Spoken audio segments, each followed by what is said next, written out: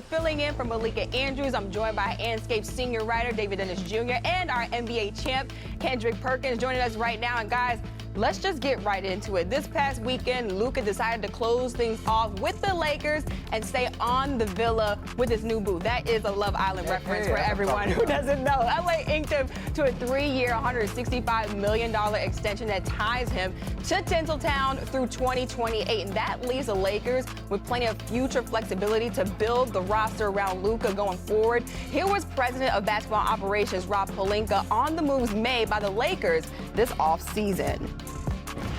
We like the upgrades we're able to make to the roster, but by no means are we going to be satisfied. I think every year we're on an infinite cycle to try to improve this team and win championships, and we'll stay committed to that work.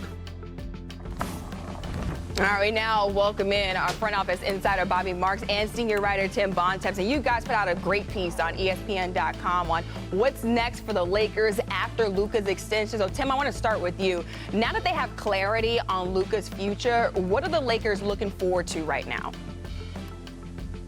Well, as Rob Pelinka just said in that clip there, I mean, the goal for the Lakers every year is to try to win a title. And last year, they obviously lost in the first round in 5 games to the Minnesota Timberwolves, who went on to lose in 5 games in the Western Conference Finals to the Oklahoma City Thunder, who went on to win the title. So to get to be a championship team, the Lakers have a lot of work to do. Now, if you want to look at how are you going to build around Luka Doncic, go look at what Dallas did, right? You had a bunch of big two-way wings, some rim-running centers with him. That is a formula that's led to a lot of wins for Luka Doncic in the past. However, every team in the league is looking for two-way big wings that can shoot. So getting them with limited draft picks going forward and salary cap space going forward is going to be a problem. We obviously have the LeBron James question that's hanging over the Lakers. We'll see what happens with him over the next year. He could obviously be an unrestricted free agent next summer. And another fascinating unrestricted free agent next summer is Austin Reeves, who's on a below-market contract right now that the Lakers cannot extend him on. People I talked to around the league for this story thought he'd be making $30 million or more next year. That's a huge raise from where he's at now. And if you pay Austin Reeves that kind of number, you're signing him up to be the Jalen Brunson or the Kyrie Irving alongside Luka Doncic going forward, which is a big question the Lakers are going to have to answer. Is he the right guy to pair with Luka Doncic going forward? So a lot of questions for this roster, one that obviously has some work to do to get where they want to go. And Rob Pelinka has his hands full trying to get this Lakers roster to a championship caliber level in a Western Conference led by the Thunder and the Rockets and all these other contenders up and down the lineup. Yeah, we'll keep an eye on the Reeves situation also. But what everyone wants to know is what's next for LeBron James. Perk, I see you right there. Would you got something for me? I do, because yes, Luka signed the extension, right, and he's going to be there for a while, but he also expressed that he wants to win the championship with the Lakers organization, and the key word that he put in there is that he wants to win now. So I'm going to talk about the now, and when you talk about this Laker team, their biggest issue last year and why they had a first-round exit is, one, guys were playing out of position. So you had a LeBron James playing in the center. They addressed that issue with a young DeAndre Ayton, who showed us when he's competing and playing for something under the right leadership, he could help be a center that go to the NBA Finals. He done it with the Suns. 2, can Austin Reeves be a third option of offensive player on a championship contender? Absolutely he can. When you look at his numbers that he put up last year, 20 points, almost 6 assists, 4.5 rebounds, it was damn near similar to Ja Morant.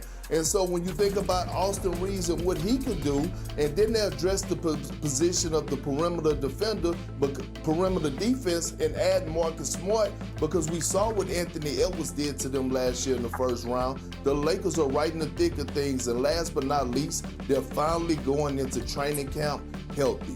Jared Vanderbilt, healthy. Right, Gabe Vincent, healthy. Under J.J. Redick in his second year of coaching with a hell of a coaching staff, the Lakers are a legit title contender right now. I'm not picking them, but they definitely are a real title contender. And Perk, those are all valid points right there. Let's switch back to LeBron James. Everybody wants to know what the future of LeBron James is with this Lakers team. So, Bobby, what are the options here for LeBron with 1 year left on his contract?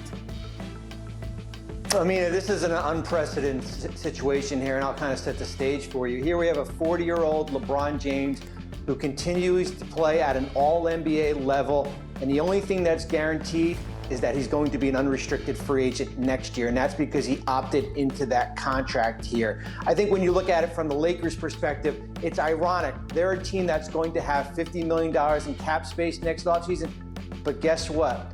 The two best free agents out there are LeBron James and certainly Austin Reeves here. So it's certainly going to be a situation that we continue to monitor as this situation goes throughout the year. I think the big question for me is what happens if this Lakers team struggles during the course of this year, and if they fall out of the top 6 of the Western Conference. Would they ever entertain moving off LeBron James? It does become complicated, certainly from a trade shooter standpoint, but I think we know for one thing, when LeBron James does become a free agent next offseason, there's going to be a line of teams out there willing to sign him if he wants to continue playing basketball. Yeah, a lot of different X factors with this Lakers team, but David, I want to ask you, what chances do you give the Lakers, as they're constructed right now, to win a championship with Luka? Unlike what Perk said, I don't think they're going to win a championship this year. I don't see them as contenders this year. I mean, you can talk about all the things they've added. You can talk about the Aiden. You can talk about the Marcus Smart. They still got bounced in 5 games pretty handily by Minnesota Timberwolves team. That's not better than OKC. That's not better than Houston. That's not better than Denver. I don't see the Lakers entering into the top 4 with what they have. You can talk about Reeves and Luka and LeBron. Somebody's got to play defense back there. And Luka can, looks great and all that stuff, but that doesn't mean anything in terms of how he's going to look defensively. There's a lot of stuff I need to see from this Lakers team to believe they're contenders this year. I just don't see it. Now, going forward, Bobby brings up a good point. The way that you build teams that for the Lakers traditionally has been pretty simple. You get a star, Kobe, Shaq, even Magic, or LeBron. You get one of those guys, they come to the team, and then you build around them. You get your stars later. You get an Anthony Davis, you get a Pau Gasol, you get a Metta World Peace, you get that. The NBA doesn't work like that anymore. You have your big star in Luka, but who are you going to build around him after LeBron James is gone? Because we're assuming that after this year he may be gone, but definitely in a couple years LeBron will not be there. So now you have to build a roster around Luka that is going to compete with an OKC, and it's a lot more difficult to do now than it has been traditionally for the Lakers. I just do not see a lockdown championship for them in the next 3 years. Yeah, Perk, I see you giving the meme mug. I know you want to say something. What I do this time, Perk? What I do this time, Perk? Because I'm asking, go and get a former #1 pick who's just knocking at the door of his prime, and DeAndre Ayton is not adding a piece that values that fits around Luka, a guy that could be a lob threat, a guy that could be a pick and pop guy, a rim runner that they need. Go and get a Marcus Smart, who I believe is 31 years of age, adding him to the roster, a defensive guy that Luka actually made phone calls to because he wanted him on the roster and know what Marcus Smart brings to the table. Is not building and going in the direction of adding pieces. That is adding pieces. That they did an exceptional job, especially at the number that they got those 2 guys in. Yeah, I feel like we can go on and on about this, but Bontemps, I want to get you in here as well before we wrap things up. What are your thoughts on the Lakers and that championship window? I mean, the championship window probably starts after this season, and with the runway that the Lakers have been given by Luka Doncic with him signing this 3-year extension to give them the opportunity to be patient and build this team out around him. But as Bobby laid out, the challenges in doing that are that it is not going to be as simple as, let's have a bunch of cap space next summer, let's sign the best players available and build a super team. That's not really an option. Guys are extending now, and as Bobby said, the 2 best free agents next summer might be LeBron James and Austin Reeves. And for a team that's only got a couple of first-round picks to trade and has a lot of holes to fill, we will see if they're going to be good enough. And one thing about this year's team, one thing to watch, there's 7 or 8 guys that are playing for contracts on this team, including Austin Reeves, including LeBron James, including Marcus Smart, including DeAndre Ayton. That is going to be an interesting dynamic for J.J. Redick to monitor in his second year with the Lakers and to see how he can balance all that out. It's going to be a fascinating season as always in L.A., and we'll see how it shakes out. Yeah, I'm not going to lie, y'all. I got to see it to believe it. I'm with you, David. I really don't think that it's a championship year. I think it's maybe like a year or 2 away. But, I mean, they have the right pieces right now. Sorry, Perk. I see you. In the NBA.